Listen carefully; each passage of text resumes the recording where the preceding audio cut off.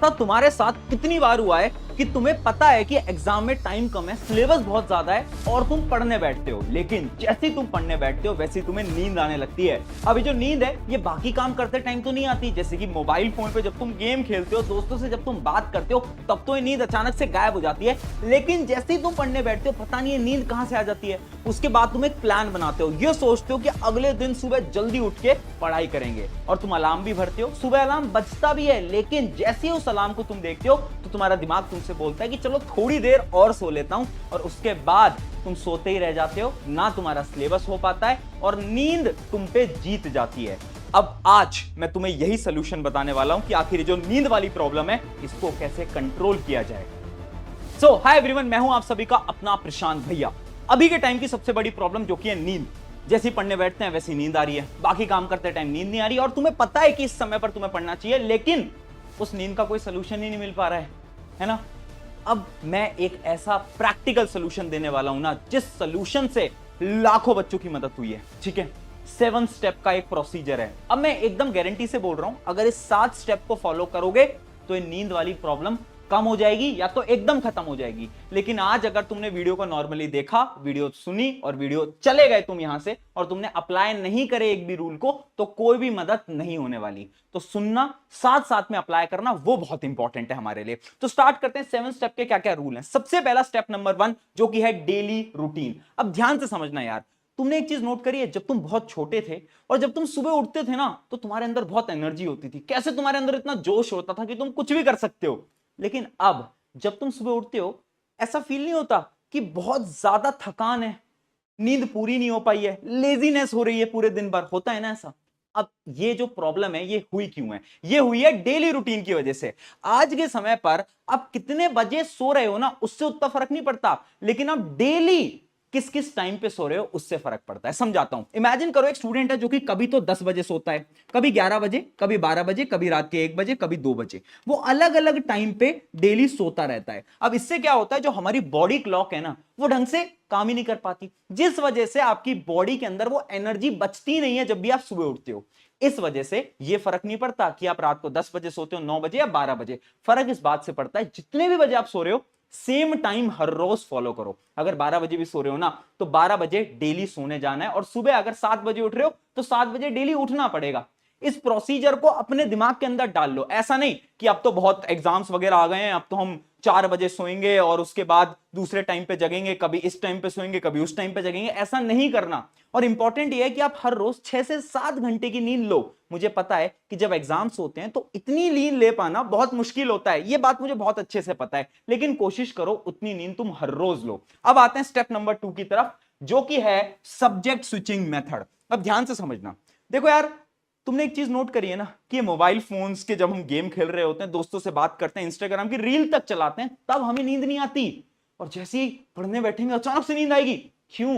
Because पढ़ाई boring होती है, ये रियलिटी है। अब हम पढ़ाई को इंटरेस्टिंग कैसे बनाएंगे?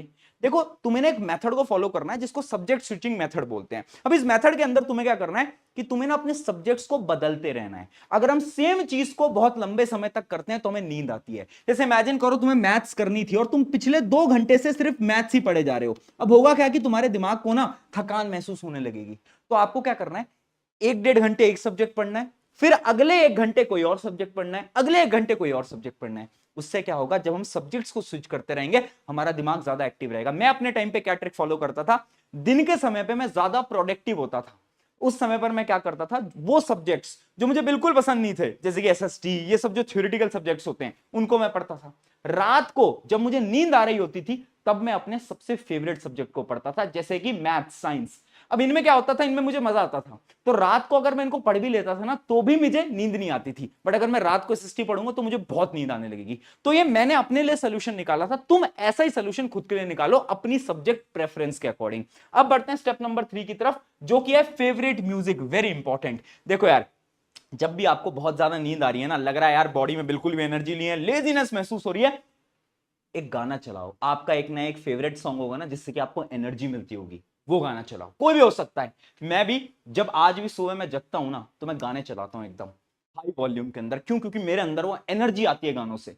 तुम्हारे लिए भी ये टेक्निक वर्क कर सकती है। और आप कमेंट में बता भी सकते हो कि आप कौन सा गाना सुनते हो जब भी आप बहुत ज्यादा लो फील करते हो, ताकि बाकी लोग भी देख सकें और वो लोग भी वो गाना सुन पाए। ठीक है, फिर आते हैं स्टेप नंबर 4 की तरफ, जो कि है blood circulation hack.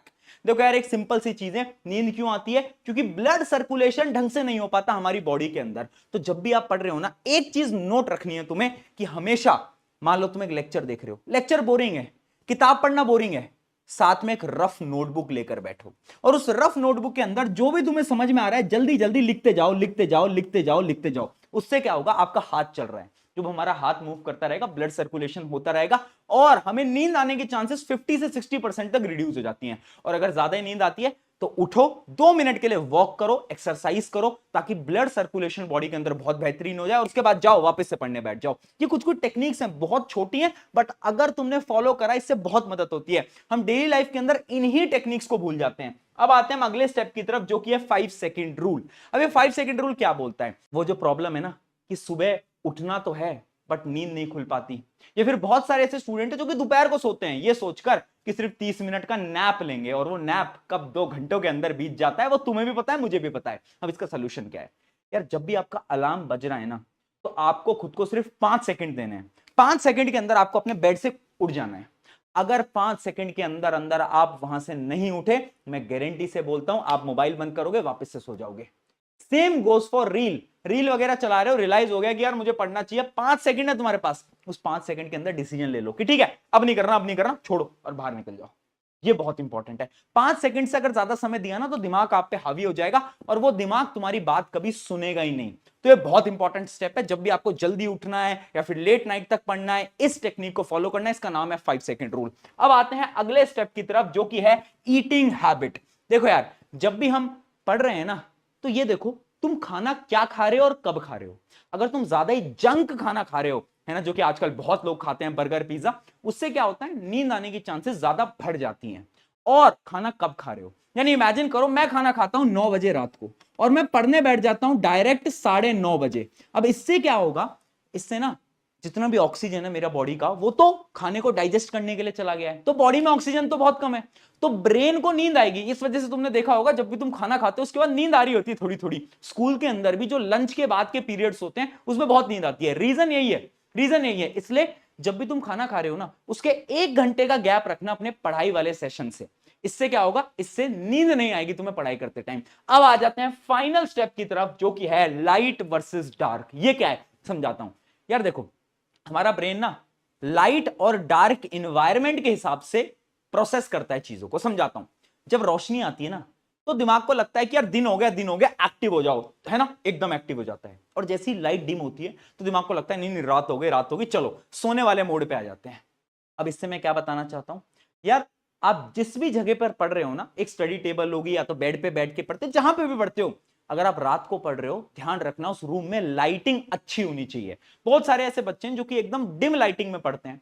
Dim lighting में पढ़ने से आपको दिमाग को बार बार लगता रहेगा कि यार अभी तो रात है, अभी तो रात है, क्या करेंगे, अभी तो सो जाते हैं, नींद ले लेते हैं, जिस वजह से तुम्हें नींद आने की चांसेस ज्यादा बढ़ जाती हैं। अगर लाइटिंग ज्यादा है तो तुम्हारा दिमाग ज्यादा एनर्जाइज रहेगा और उसी एनर्जी से तुम पढ़ाई कर पाओगे। तो बहुत इंपॉर्टेंट स्टेप है। एक छोटा सा चेंज अगर तुम अपने कमरे में करते हो, लाइटिंग अच्छी करते हो, उसकी मदद से तुम्हारी पढ़ाई बहुत हद तक इंक्रीज हो सकती है। तो ये थे कुछ 7 सिंपल स्टेप्स। मुझे पता है ये बहुत सिंपल थे, बट हमने इनको भूल जाते हैं। अब जाओ इनको फॉलो करो और ये जो नींद वाली प्रॉब्लम है ना, इसको अपनी जिंदगी से एकदम बाय बाय बोल दो। ऑन दिस नोट, शुक्रिया एवरीवन, मैं हूं आप सभी का अपना प्रशांत भैया। मिलते हैं किसी नेक्स्ट वीडियो के अंदर। Take care.